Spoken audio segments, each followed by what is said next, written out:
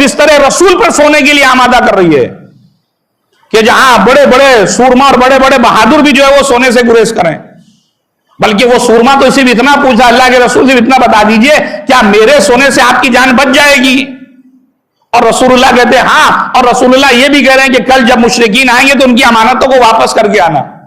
मैं इसी ईमान बिल्लाह के इस जुमले से जो है तशरीह करना चाह रहा हूं कि आप देखें, अमीरुल मोमिनीन से कोई पूछता या अली आप इतना बेखौफ होकर क्यों सो रहे हैं आज? कहा तुमने रसूलुल्लाह की ज़बान अक़दस से निकले हुए जुमलों पर गौर नहीं किया है। आपने यही तो कहा था या अली कल जब मुशरिकीन आए तो उनकी अमानतों को वापस कर देना। जब लिसाने वही मेरी जिंदगी की गवाही दे रही है कि कल आएंगे तो मुझे वो देना, इसका मतलब ये मेरा कुछ बिगाड़ने वाले नहीं है। लिहाजा आज अली ऐसा सोएंगे कि पूरी जिंदगी में कभी ऐसा ना सोए थे। एक सलवात भेजिएगा मोहम्मद वाले मोहम्मद। ये क्या ईमान बिल्लाह के उसी तूल में अगला मरहला है ईमान बिल रसूल, यानी रसूलुल्लाह पर ईमान रखना। कैसा मुजाहिद था। और अगर यहां तक बात आ गई, शोरा भी शायद बज़ में हो, उनके लिए 4 मिसरे नजर कर रहा हूं। शायद कहता है कि मेरे कर्रार का सोना हर एक सोने से महंगा है। वो 1,25,000 वाले सोने की बात नहीं कर रहा हूं, सोने की बात कर रहा हूं।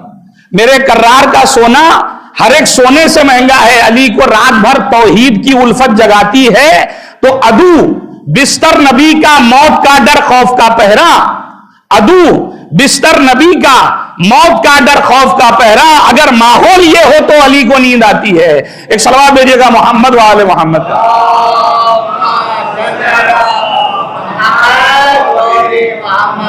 ये ईमान बिल्लाह, और यही आप इमाम अज़हर अस्करी की जिंदगी में उठाकर देखिए। हाकिम आकर इमाम अलैहिस्सलाम को अपना जो है वो शक्ति प्रदर्शन कर रहा है। इमाम को दिखा रहा है अपनी फौज, देखिए मेरे पास इतनी फौज है। लेकिन वो नुमाइंदे इलाही जिसको खुदा की जात पर भरोसा है, वो ऐसा नहीं हुआ कि उस फौज को देख के मरऊब हो गया हो, डर गया हो, खौफजदा हो गया हो। नहीं, वो नुमाइंदे इलाही, उसकी निगाह में खुदा की से बड़ी कोई ताकत है ही नहीं दुनिया में।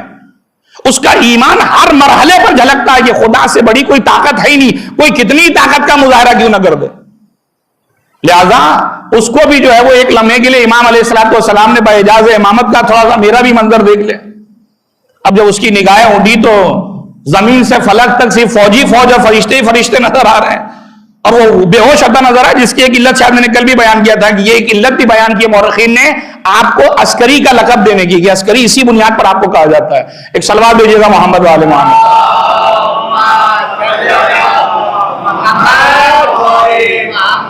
लिहाजा आप देखें अस्कर यानी फौज की छावनी जिसे कहा जाए, लेकिन वहां पर भी इंतहाई बेखौफ मुतमईन है, खुदा की जात पर भरोसा है, किसी तरह का कोई डर कोई खौफ नहीं।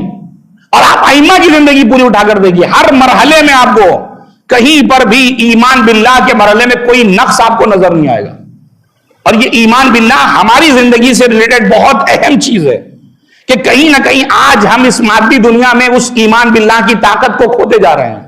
और जब मैं अपनी बात कर रहा हूं तो मैं पूरे आलम इस्लाम की बात कर रहा हूं कि पूरा आलम इस्लाम इस मुश्किल से दो चार है इस वक्त कि उनके पास जो इलाही ताकत, जो ईमान बिल्लाह की ताकत होनी चाहिए, वो नजर नहीं आ रही। आप नेशनल लेवल पर, इंटरनेशनल लेवल पर जाकर देखें, आपको यही बीमारी हर जगह नजर आएगी कि उन्हें अगियार पर तो भरोसा है लेकिन खुदा की ताकत पर भरोसा नहीं है। उन्हें लोगों के दिए हुए वादों पर तो भरोसा है लेकिन खुदा के कुरानी वादों पर लोगों को भरोसा नहीं कि खुदा ने जो वादा किया उसकी कोई परवाह नहीं है। लेकिन हाँ, दूसरे ममालिक के जो प्रेसिडेंट जो वादा दे रहे हैं उस पर खुश हैं, हाँ ठीक है इन्होंने वादा कर लिया तो बड़ा सेफ है, अब हम मरने वाले नहीं है।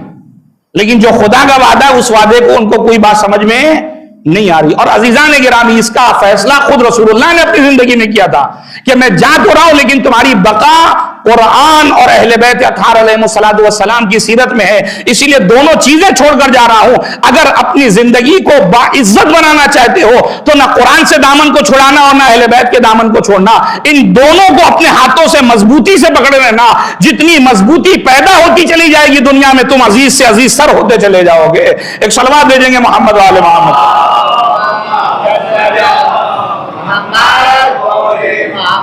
वरना आप देखिए आज हमारे मराजे इज़ाम पर क्यों अगियार भी फख्र कर रहे हैं, क्यों कर रहे हैं, किस बात का फख्र है? उन्हें फख्र तो इसी बात पे कि हमारे हुक्मरानों के पास सब कुछ है लेकिन उसके बावजूद जालिम के मुकाबले में घुटने टेकते हुए नजर आ रहे हैं। लेकिन ये कैसे आलिम है कि जिनके पास बज़ाहिर कुछ भी नहीं है लेकिन उसके बावजूद दुनिया की बड़ी बड़ी ताकतों की निगाहों में निगाहें डालकर बात करने का सलीका आया कहां से इनके पास? ये हिम्मत की ताकत आई कहां से? ये ईमान बिल्लाह की ताकत है, ये कोई और ताकत नहीं, ये ईमान बिल्लाह की ताकत है कि जब बंदे को खुदा की जात पर भरोसा हो तो फिर सारे मसाइल जो है वो बहुत ही आसान और छोटे होते नजर आते हैं। लिहाजा इमाम अलैहिस्सलाम की इस कौल का जो पहला फिक्रा ईमान बिल्लाह, मैंने बहुत ही मुख्तसर करके आपकी खिदमत में पेश किया है, वरना आप अपने मुताले में इसको लेके आइए, कितने वाकयात, कितने कुरान की आयतें हैं जो इस ईमान बिल्लाह की तरफ इशारा कर रही हैं।